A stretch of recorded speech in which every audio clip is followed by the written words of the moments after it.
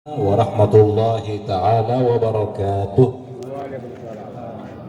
Alhamdulillahi rabbil alamin. Sama-sama kita bersyukur kepada Allah atas nikmat kesempatan berkumpul bersilaturahim dalam rangka memperingati maulid Nabi kita, Nabi besar Sayyidina Muhammad sallallahu alaihi wasallam di siang bolong yang panasnya lumayan menyengat ini. Mudah-mudahan Allah Subhanahu wa taala karuniakan kita kesehatan dan keafiatan, umur yang panjang, rezeki yang berlimpah ruah, hajat kita semua tercapai berkat pahala bacaan sholawat dan salam yang tidak bosan-bosan kita baca dan hadiahkan untuk Nabi kita, Nabi besar Sayyidina Muhammad sallallahu ta'ala alaihi wasallam,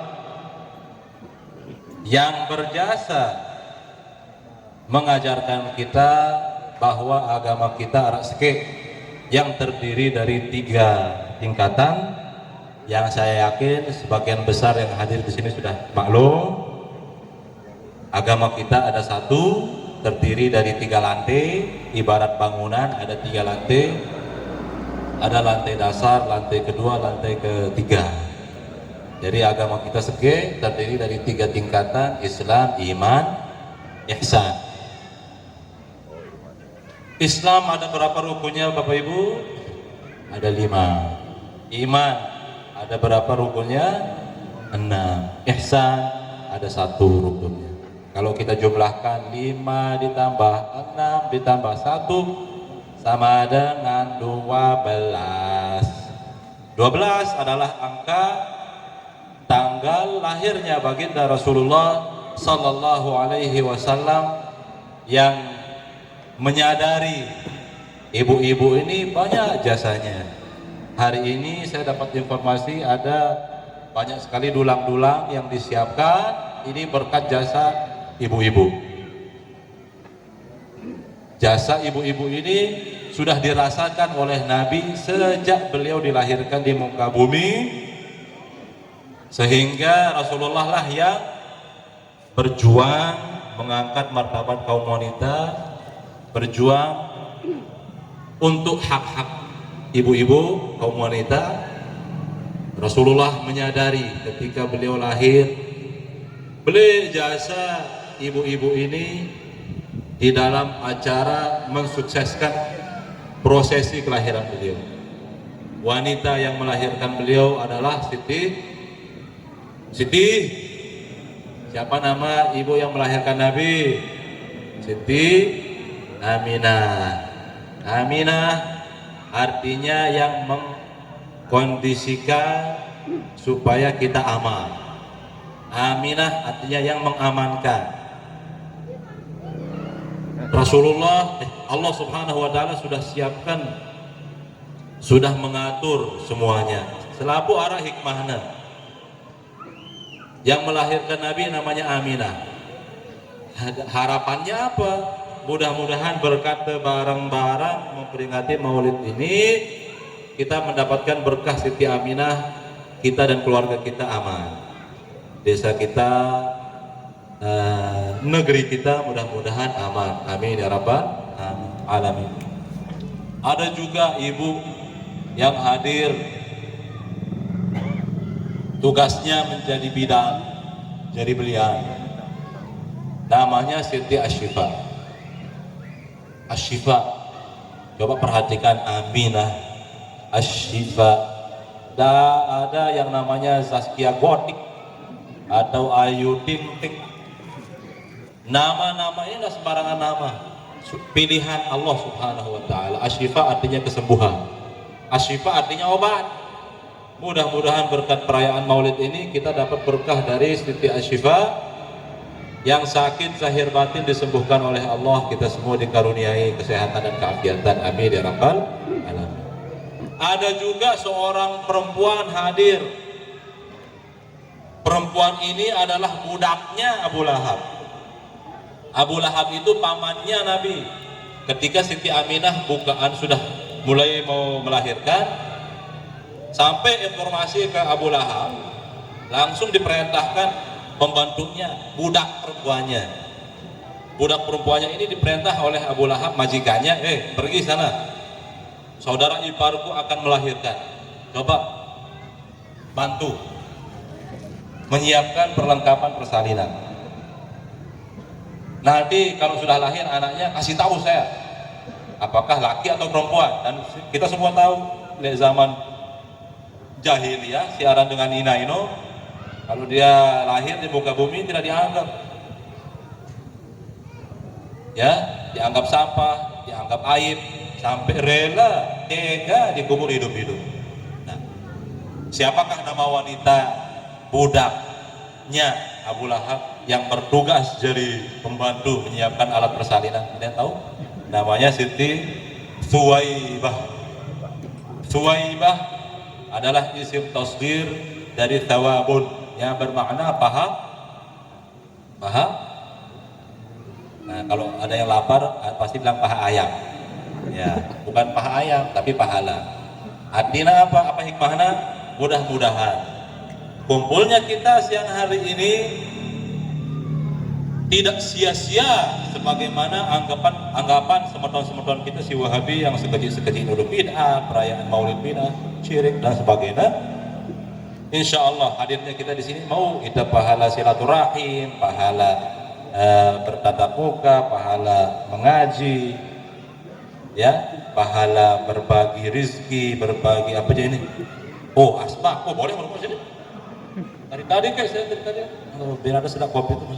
Jadi alhamdulillah, insya Allah mau kita pahala yang diberatkan timbangan kita di sisi Allah Subhanahu Wa Taala berlipat ganda, apalagi kita bergembira menyambut kelahiran Rasulullah Sallallahu Alaihi Wasallam. Nah, namanya Siti Thuwaibah. Ada juga wanita yang berjasa menyusui Rasulullah Sallallahu Alaihi Wasallam, membantu Siti Aminah. Keterlaluan kalau tidak tahu namanya. Namanya Siti Halimatus Sa'diyah. Halimah itu mengandung makna yang berakhlakul karimah. As-Sa'diyah itu mengandung makna kebahagiaan. Dengan harapan mudah-mudahan dengan memperingati Maulid ini kita dapat berkah dari Halimatus Sa'diyah. Kita semua meninggalkan majelis ini arah bekasnya, ada perubahan yang kita rasakan. Semakin bagus akhlak kita, semakin bagus akhlak anak-anak kita, dan mudah-mudahan kita dikaruniai kebahagiaan di dunia dan kebahagiaan di akhirat. Amin ya rabbal alamin. Hadirin yang dirahmati Allah, setelah selesai proses lahirnya Nabi, langsung pulang Thuwaibah ini ngelapor ke majikannya yang namanya Abu Lahab. Lapor, tuan, keponakanmu sudah lahir. Nina mama, laki. Aduh, syukur. Siapa namanya? Muhammad. Oh bagus. Saking senangnya, cara mengekspresikan kebahagiaan menyambut kelahiran keponakan beliau yaitu Rasulullah, apa yang dia lakukan? Dimerdekakan budaknya ini. Ayo, sudah berubah status sudah yang tadinya budak menjadi wanita merdeka. Sudah saya bebaskan. Berkat memerdekakan sekek budak sebagai bentuk bahagia menyambut kelahiran Nabi, bilang julu Senin, Abu Lahab itu diringankan siksaannya. Sebagaimana yang dikisahkan dalam banyak kitab termasuk Fathul Bari, Syarah Sahih Bukhari. Abu Lahab si nyata-nyata kafir yang selalu disiksa dalam kubur itu bilang julu Senin diringankan siksaannya lantaran pernah memerdekakan sekek budak sebagai bentuk rasa syukur atas lahirnya Rasulullah SAW. Kita ingin memerdekakan satu budak, tapi tidak ada perbudakan zaman sekarang ini. Tapi jangan khawatir, Rasulullah bersabda kepada seorang sahabat namanya Sayyidina Abdullah bin Mas'ud, ya bin Mas'ud, wahai sahabatku Abdullah bin Mas'ud, julusuka di majlisil ilmi sa'atan, sekedar sidang tokol-tokol, alur saya sama Dr. Abdul Aziz yang lelah ngeraos, sida hanya tokol-tokol doang, sesaat, Sa'atan itu bermakna satu saat, sesaat, bisa semenit, bisa sejam. Julusuka fi majlisil ilmi sa'atan la talbisu qalaman wa la taktubu harfan. Walaupun sudah tidak nulis satu huruf pun, tidak memegang pena, tidak menulis satu huruf. Khairun laka, duduknya kita di majelis seperti ini, majelis ilmu biasa-biasa, apalagi majelis memperingati Maulid Nabi.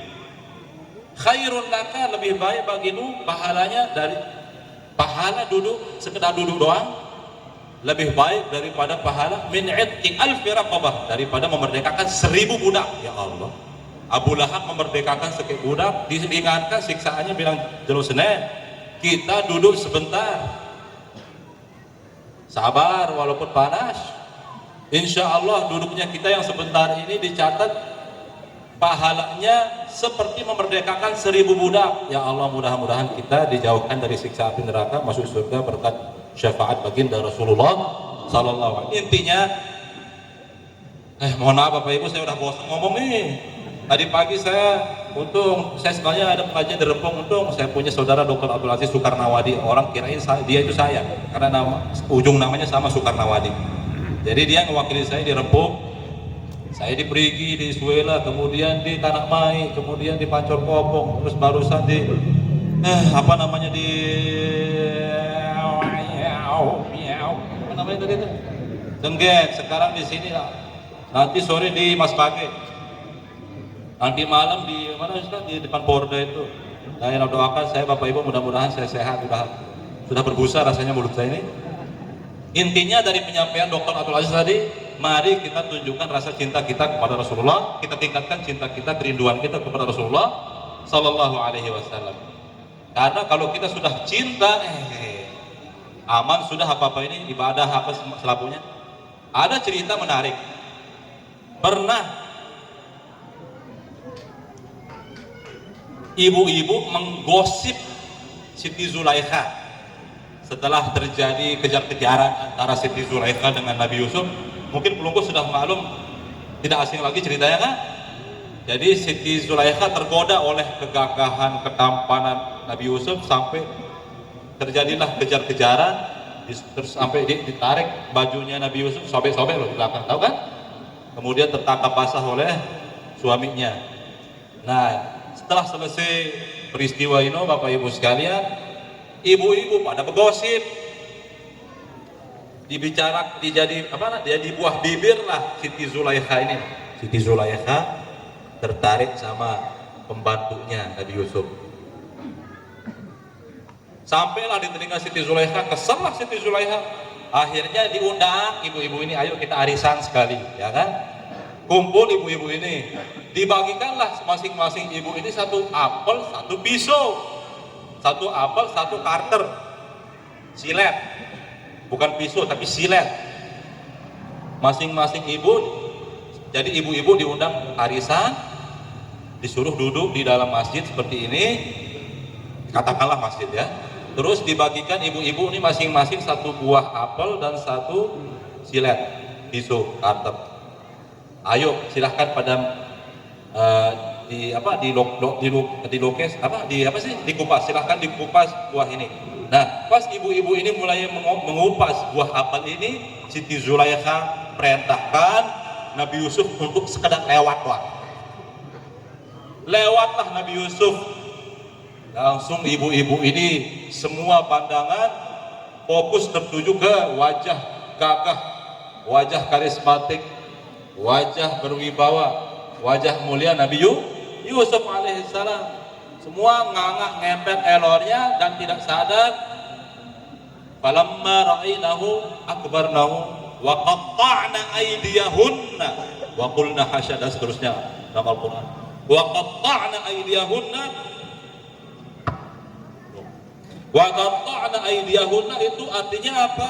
Bukan sampai melukai kulit tangannya sampai terpotong, bukan jari, bukan sekedar kulit yang tergores, kulit yang terkelupas oleh silet, bukan jari separuh daging yang terpotong. Qatta'na aydiyahun, tangannya terpotong Bapak Ibu. Jadi dia pegang apel begini, dia ngupas lewat Nabi Yusuf, mama semua aku terpesona, apa lagunya itu, sambil menyanyikan lagu terpesona, kan hafal dia sudah itu. Tak senang sampai terpotong tangannya ibu-ibu ini dan tidak merasakan perihnya, sakitnya tangan itu terpotong. Kalah rasa sakit itu dengan nikmatnya memandang wajah Nabi Yusuf alaihissalam. Paham ini Bapak Ibu sekalian? Apa makna yang bisa kita ambil?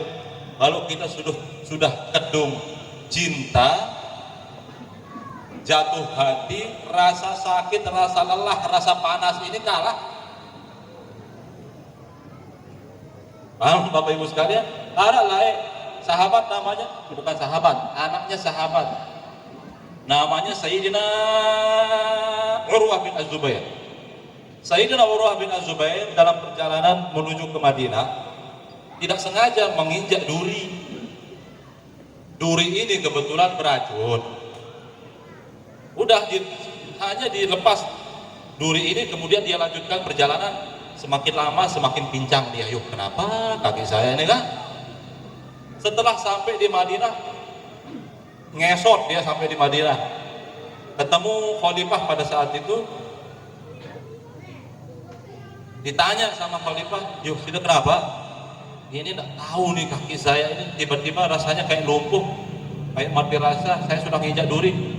Kalau begitu sebentar, saya panggilkan tabib. Dipanggilkan tabib, diperiksa sama tabib, oh sudah menginjak duri beracun dan racunnya ini sudah mulai menyebar. Kalau tidak segera diamputasi, sudah bisa mati. Yuk, berarti solusinya ini apa? Harus dioperasi, harus dipolong, harus dipotong kaki. Gimana? Siap? Yo, kalau harus seperti itu ya boleh lah. Segera, jangan sampai dia merembet kemana-mana. Ya kan? Akhirnya jangan sampai merembet kemana-mana. Saya jadi membayangkan jangan sampai merembet ke sini. Tidak bisa akhirnya ayo segera potong, ayo. Gini katanya, buka tasnya, dikeluarkan semacam tumbuh-tumbuhan. Ayo kunyah ini sebentar, kunyah ini. Apa ini? Tumbuh-tumbuhan. Apa? Kenapa saya harus kunyah ini? Supaya tidak teler. Jangan-jangan ganja atau apa mungkin kan? Artinya dikasih obat bius. Supaya apa saya makan? Supaya apa saya kunyah ini? Supaya hilang akal sida. Supaya tidak merasakan sakit. Mikir dia Sayyidina Urwah bin Az-Zubair, tidak mau, saya tidak mau. Yuk terus, gini caranya, kasih saya kesempatan wudhu, kemudian saya mau sholat sunat 2 rakaat, sholat sunat wudhu. Nanti pas sedang saya sujud terakhir, potong dah kaki saya. Yuk, kenapa pas sujud terakhir? Karena di situ saya sedang khusyuknya. Sedang nikmatnya berkomunikasi dengan Allah Subhanahu wa Ta'ala. Kan siaran sembahyang itu alat komunikasi antara kita dengan Tuhan kita kan? Nah, betul. Sholat pas sujud terakhir mulailah dokter ini menggergaji kakinya,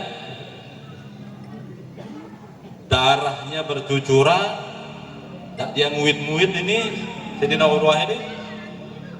Setelah diputuskan kakinya, ada 2 riwayat menghentikan aliran darah ini.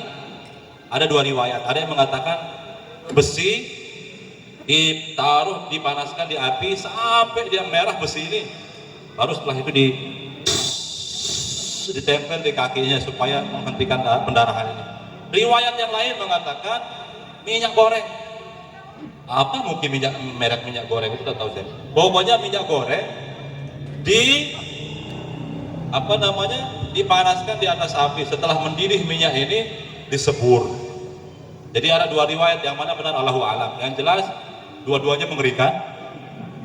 Dan selama proses itu sedang berlangsung, Sayyidina Urwah bin Az-Zubair khusyuk dalam sujudnya mengucap doa. Dan Rasulullah mengatakan aqrabu ma yakunul 'abdu minallah wa huwa sajid. Saat-saat momen-momen paling dekat antara hamba dengan Tuhannya pada saat dia sujud, maka perbanyaklah berdoa pada saat sujud. Kan ada hadis. Nah disitulah dia fokus dalam sujudnya berdoa memohon kepada Allah Subhanahu wa taala. Selama proses penggorokan itu terjadi, dia tidak bergerak.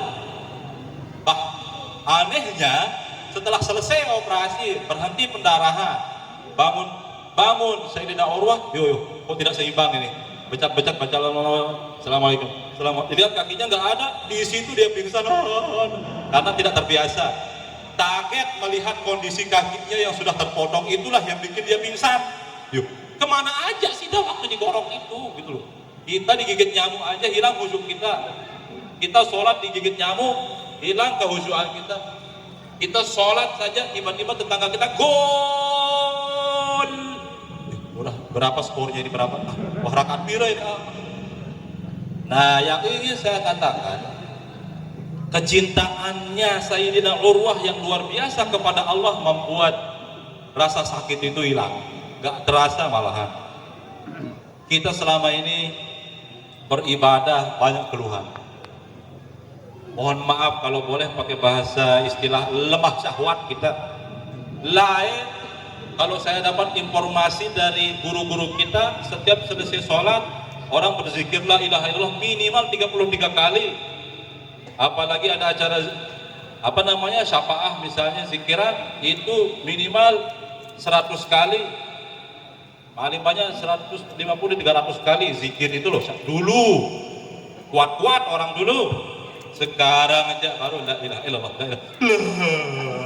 La ilaha illallah. Udah ejakulasi diri. Artinya lemah syahwat. Artinya tidak kuat zikir belo-belo. Nah, kenapa itu terjadi? Karena kecintaan kita yang semakin terkikis, semakin menurun kepada Rasulullah, kepada guru-guru kita, kepada Rasulullah, kepada Allah Subhanahu wa taala. Intinya mari kita pahami betul apa yang disampaikan oleh Dr. Tuan Guru Abdul Aziz tadi. Mari kita sama-sama meninggalkan majelis taklim ini nanti, tapi setelah makan-makan ya.